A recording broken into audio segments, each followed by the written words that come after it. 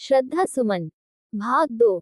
आखिरकार छत से आती आवाज सुन सब ऊपर गए और जो देखा उससे उनकी आंखें शर्म से झुक गई।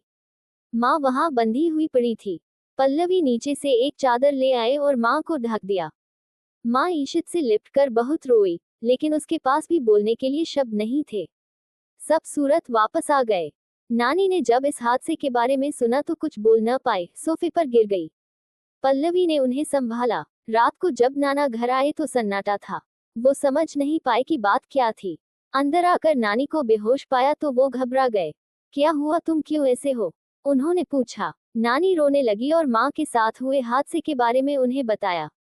तो नाना की छाती में दर्द हुआ और वह क्या क्या क्या कहकर गिर पड़े। गिरने की आवाज सुन नानी ने ईशित को बुलाया।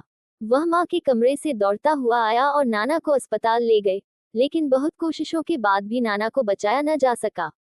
अचानक एक ही दिन में नानी ने 2 गहरे जख्म सहन किए। वह गुमसुम सी हो गई। ईशित और उसके माता पिता ने सब कुछ संभाला। अस्पताल से नाना को घर ले आए।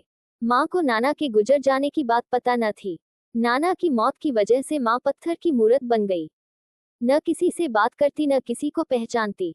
सारी घटना जानने के बाद शशांक माँ की जिंदगी में किसी मसीहे की तरह आया और नानी और माँ को संभालने लगा। शुरू में ईशित हर रोज माँ के घर आता था, लेकिन शशांक का रोज रोज आना देख उसे तकलीफ होने लगी। उसने धीरे धीरे वहां आना बंद कर दिया। एक दिन ईशित के माता पिता नानी के पास आए और माफी मांगकर रिश्ता तोड़ दिया, ये बताकर कि वह बलात्कार हुई लड़की को वो अपने घर की बहू नहीं बना सकते, और वो चले गए। नानी माँ की बदकिस्मती पर रोने लगी।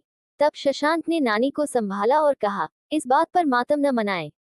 उन्हें तो ये भी न पता चल सका कि इस घटना का असली गुनहगार कौन था।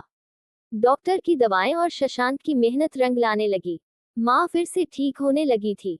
शशांक का साथ मानो माँ को अंधेरे से रोशनी की ओर ले जाने लगा। नाना का देहांत, माँ की देखभाल, फैक्ट्री का कामकाज नानी के लिए बहुत मुश्किल बात थी, पर वह एक चट्टान की तरह सब संभाल रही थी।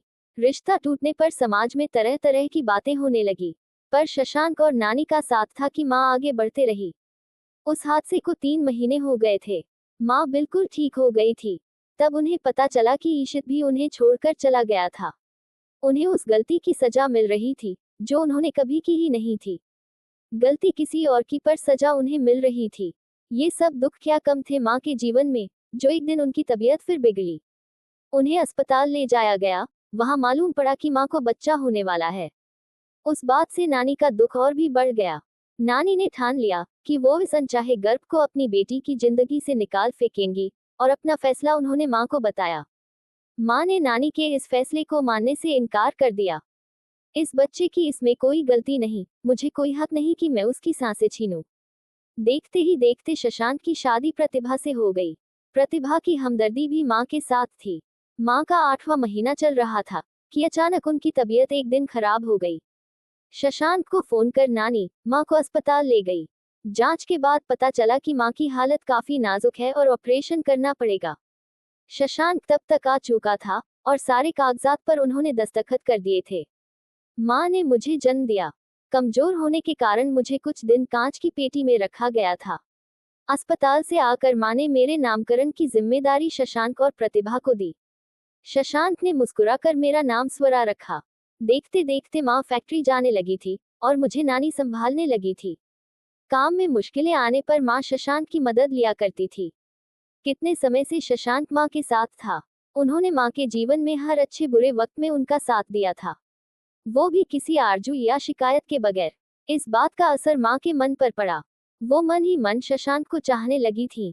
मन की चाहत को प्लेटोनिक लव कहते हैं, जिसमें जिस्मों का नहीं बल्कि आध्यात्मिक प्यार होता है, यानी कि रूह का कुल से प्यार होता है। लेकिन इस प्रेम को समझना काफी मुश्किल काम है।